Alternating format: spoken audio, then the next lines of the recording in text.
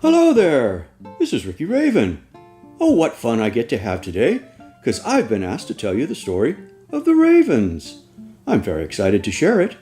This is the history of my kind as it has been passed down through all our generations since the beginning of time. It has been kept by my kind to preserve our respect for the one who created us, for each other, and to be able to share with those different from ourselves. Throughout all my time, my kind was given great honor and responsibility. Come, listen, and see for yourself.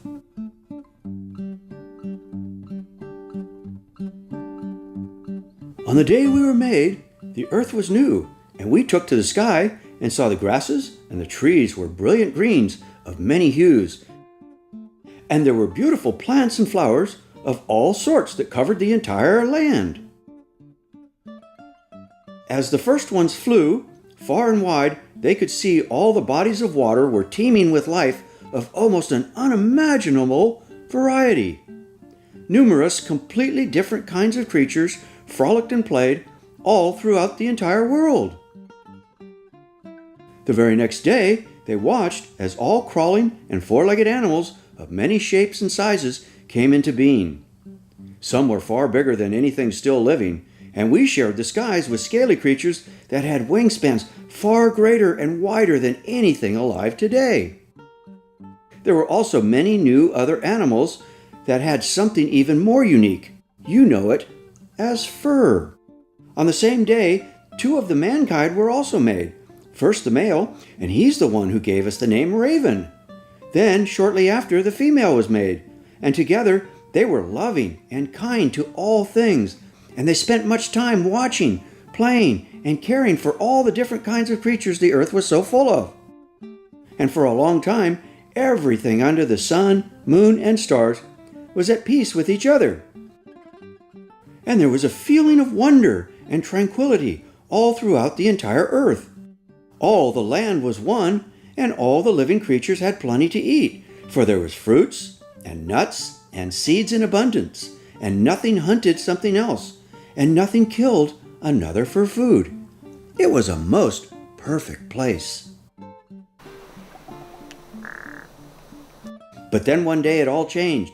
Two of the menkind began wearing skins of animals that had been killed, and we gave them a new name, the covered ones, for they alone wear something that wasn't theirs.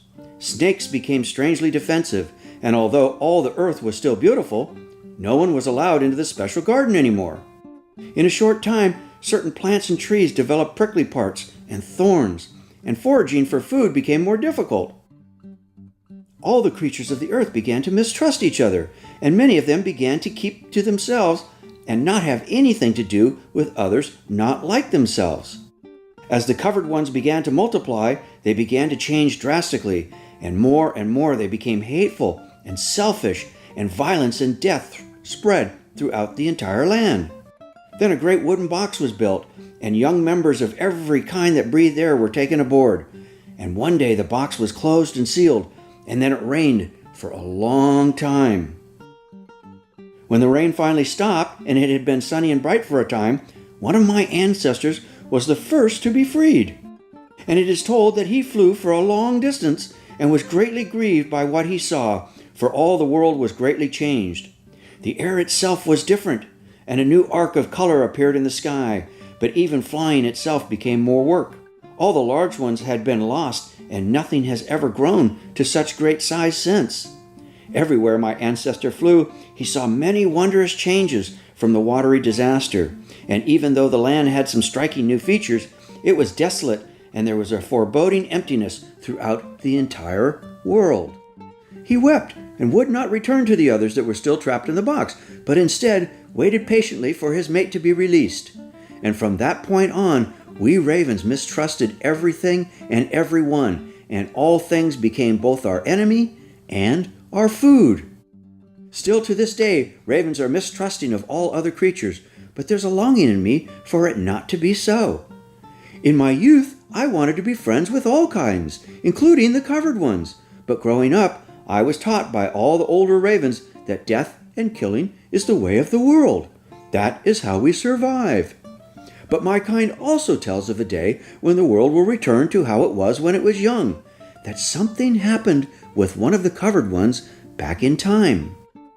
Members of my kind watched as this unique one was beaten and ridiculed, even though he had done no wrong. Then he was paraded through the streets, uncovered, and nailed naked to a strange wooden tree. And we saw him die, but he was not left for the birds to devour, and all were amazed, for a short time later they saw him again, alive. But there was something very different about him. And it is said that through this one, love and peace that was known way back in the beginning has already begun to make its way back into the world. And we've been promised a day when all creatures of all the earth will get along again, and that there will be a renewed time without fear, and there will be no more death. All of creation is waiting for that day.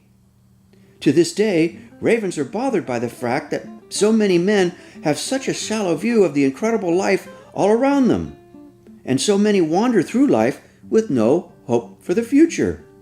That's why ravens love to share their history of the world with all those willing to take the time to listen.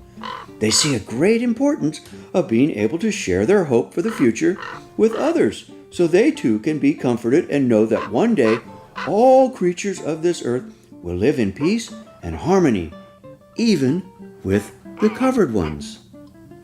See, ravens know this is not the end.